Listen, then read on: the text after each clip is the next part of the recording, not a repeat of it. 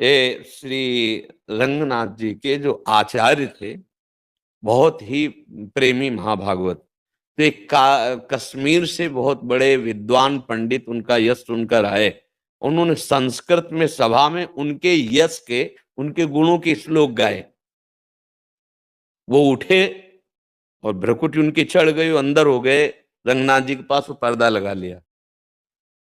और वो इस आशा से आए थे कि जब मैं इनका यश गाऊंगा तब ये हमको गले लगाएंगे, कुछ भेंट देंगे, लेकिन उल्टा हो गया, देखा भी नहीं और अंदर। दूसरे दिन वो रंगनाथ जी का स्तवन कर रहे थे, वही महाभागवत आचार्य जी, और वो पंडित जी उधर से निकले। तो उन्होंने संस्कृत में कहा कि ये जैसा कह रहा है ना कि मैं नीच हूं, मैं अधम हूं, ऐसा ये संस्कृत में।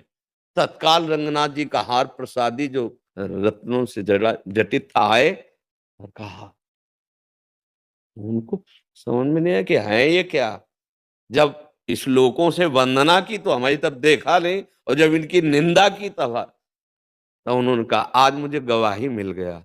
अभी तक प्रभु से मैं कहता था मैं नीच हूं, मैं अधम हूं, आज आप ब्राह्मण हो, विद्वान हो और शास्त्रों का ज्ञान रखते हो। आपने बोला, आप मेरे सच्चे मित्र बन गए, क्योंकि अब प्रभु मेरी बात सुन ले, गवाही हो गया ना। अब मैं तो नीच हूं ही, आपने जब कहा तो अब तो प्रभु सुन ही लेंगे, इसलिए ये ले हार दिया। और प्रभु के सामने जाके रोने लगे, प्रभु अब तो गवाही मिल गई ना, अब तो कृपा कर दो। ये है हृदय, तृणादे पे सुनी चेन, ये हृदय है। हाँ, अंतर की जो भागवती की स्थिति, जरा सा सुख मिला फूल गए, जरा सा दुख मिला भूल गए और बिललाने लगे, शोकित हो गए। नहीं नहीं नहीं, भगवत प्राप्ति की स्थिति जो होती है वो एक अमोघ स्थिति होती है। इसलिए नाम जप करो और प्रभु से प्रार्थना करो कि मेरे अहंकार को आप अपने चरणों में ले लो। देखो, को आप अपने चरणों में ले लो। देखो, गोपी न स्त्री थी न पुरुष, गोपी सच्चिदानंद बपू, जो श्री कृष्ण वही गोपी, जो श्री कृष्ण वही गोपी। आप इस बात को समझिए, कोई गोपी स्त्री नहीं थी। जब उनके कुछ गोपियों के पतियों ने उनको नहीं जाने दिया, भागवत में वर्णन है, तो सबसे पहले वो पहुंच गए जिनको नहीं जाने दिया। कैसे पहुंच गए? चिदानंद बपू, इस शरीर से, इस शरीर से राग रहित गोपी, सच्चिदानंद बपू गोपी, या सच्चिदानंद सखा, या सच्चिदानंद वात्सल्य भाव। लौकिक भावों का प्रवेश भागवतिक भावों में नहीं है। भागवतिक भावों को लौकिक भाव में समेट करके, जैसे लौकिक भाव हैं उनको भागवतिक भाव में ऐसे समेट करके हम भगवत प्राप्ति कर लेंगे।